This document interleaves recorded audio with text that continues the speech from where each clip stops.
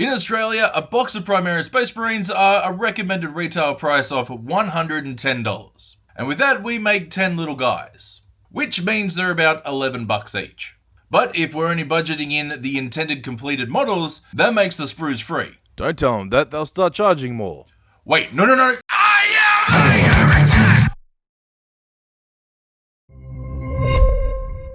So I woke up one day to an inbox from someone who saw this little guy, and I quote, "This seems like your kind of bullshittery." That was correct, and then we did this. Other than your mum, this is the stupidest thing we've ever done, and it wasn't even my idea. I woke up to an inbox where somebody had made a stick figure blood angel, and the first thing I thought was, that's so dumb.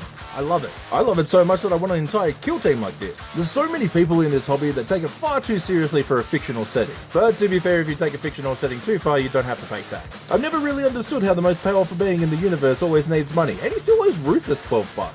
There's weird varying degrees of seriousness in this hobby, which is fine. You can take it as serious as you want as long as you're not sucking the fun out of it for everyone else. Pretty sure if you draw a Venn diagram of mouth breathers, neckbeards, and the worst people in Warhammer, it's just a fucking circle. The kind of people that turn the hobby into a personality are the same kind of people where if you kick them in the dick, you'd give them brain damage. Also, yes, right size, right base, and it's all GW plastic. Do what you will with that information. To be honest, this is so dumb and fun that I think everybody should make at least one. Some pretty easy edge highlighting too. Drop a comment below and let me know. What's the stupidest Warhammer that you've ever built and painted?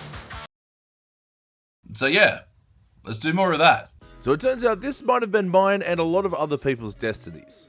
Because we are the proud and the many that for some reason keep empty sprues. I honestly couldn't tell you why I have every single empty sprue from every single kit I've ever built, but I absolutely do. But the actual worst part is I keep all the empty sprues with all the not completely empty sprues, so when I need to find something, I can find absolutely fucking nothing. And if you're like this too, it's kind of nice to know that we're not alone. It's also kind of a nice little full circle considering the first video that we ever put out on the channel was building modular walls made out of sprue. But for 3 seconds, let's start taking the dumb thing seriously. Because this turned into some kind of big weird thing that made me want to put an entire army or at least a kill team together for a tournament, I wanted to get the proportions right so we weren't modeling for advantage. So using an Infernus Marine I had laying around, I just kind of eyeballed it and cut roughly to size. And yes, I did end up double snipping just so the ends were dressed a little nicer and cleaner.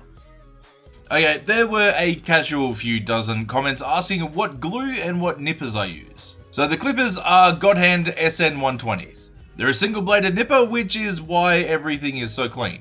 Instead of pinching, which creates stress in the plastic, it basically just slices from one side. They are not cheap, but 10 out of 10 do recommend. Now, the glue that I use is Tamiya Extra Thin Cement, and it's got the little applicator thing. Now, the downside is it can be a little tricky to find in hobby stores, but the Army Painter have also released something like this. And I would be using it, but apparently they don't let it on planes from Denmark to Australia. But wherever you can find Army Painter in store, you should be able to find that as well. Weirdly, the one that I don't have is the one that I'm sponsored by. Let's just call this the ad. Heresy 5.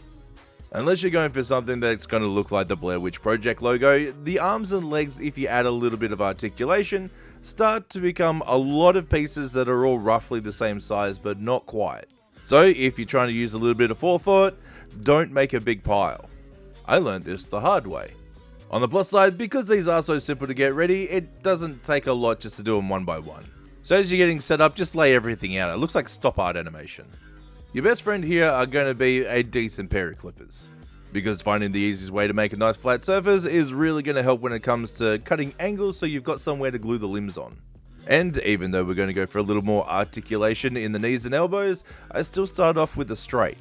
I mostly do this because sprues have a tapered edge, they're not just a square.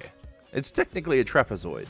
And this is going to mean that when you glue things on without dressing more of the sides, some of the angles are going to be a little funny. So after getting the legs on, I measure down to where the knees are going to be, trim up those edges, and then just do the same thing and glue them back on. This way he has sensitive knees. Now, even though both arms and these are essentially going to be straight, to add an elbow is a similar process, except you do need a little bit more length on the arm piece. Otherwise, they just kind of disappear into little stumps. And as a little hot tip for proportions, when you're gluing on something that has an existing hand and wrist joint, it does look a little longer. All you have to do is compensate by snipping. Throw on ahead and we're halfway through the dumb fun. Now the build itself isn't difficult. Really, there's nothing difficult at all about any of this. Once you've got everything to size, you can really pop these out in a few minutes and end up with a ridiculous amount of sprue marines, as the general community found out. After the first short came out, all of these models were sent in by members of the community. There were a lot more, but it turns out that there's a lot of messages now that just disappear when you send photos, which is kind of creepy. But there are some absolute fucking bangers in here. It's actually really comforting to know that I'm not the only fucking deviant in this hobby. And those spruebies are diabolical. Now, there's a lot of talk about, because these are 100% official, genuine GW plastic, that they should be tournament legal. And honestly, I do not know. But there are 2 more requirements to tournament legal. There's a 3-color minimum and basing. So we'll probably start with basing. For the most part, I wanted to keep this part as simple as possible because I fucking hate it. But it would also be kind of hilarious if you had the most scenic, over-the-top golden demon level bases for stick marines.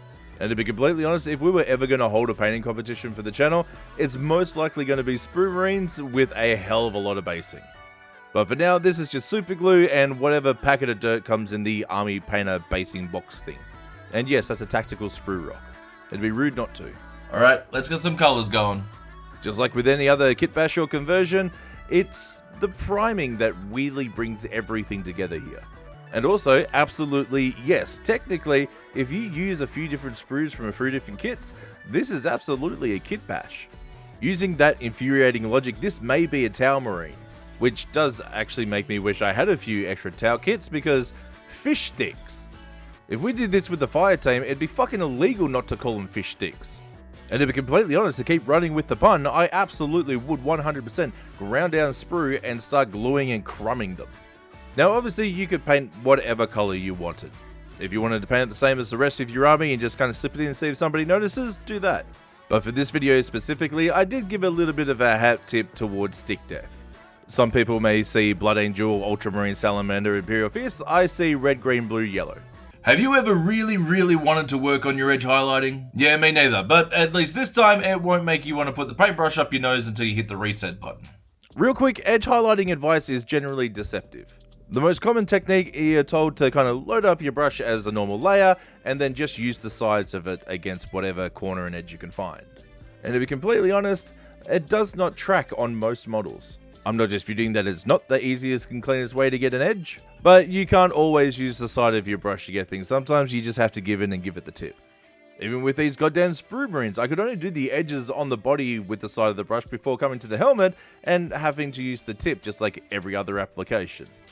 Because our hobby is the way that it is and everything seems to revolve around Games Workshop, it really narrows the scope. But we can also do Trench Sprucade. Yes, that is more difficult to say than you think it is. Try it, literally try it. Trench Sprucade. You can really bust this out on just about anything that comes on a sprue. Bolt Action, Frostgrave, Stargrave, Marvel Crisis Protocol, Star Wars Shatterpoint, and the process never really changes.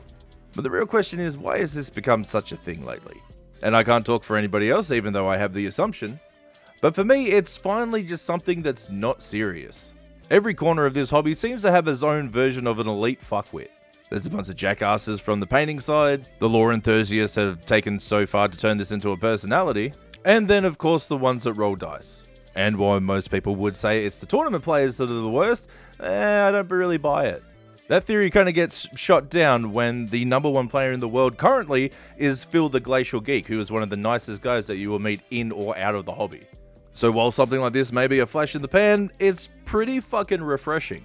We don't have to get 3 knuckles deep and make this anything more than it has to be. Every now and again, I'm going to bust another one of these out as a bit of a palate cleanser, and then just continue enjoying the rest of what I do. Although 2,000 points is really tempting. There is honestly a whole lot of dumb about all of this, but seems to be the right kind of dumb. So yeah, I lost my camera mount, so say hello to Shaky Cam. Drop a comment below and let me know if you were one of the community members that ended up in this video, or if this was enough to swing you to the dark side to make your first ever sprue marine. As always, a massive thank you to the Army Painter and the best Patreon members in the world. Big love, you filthy heretics.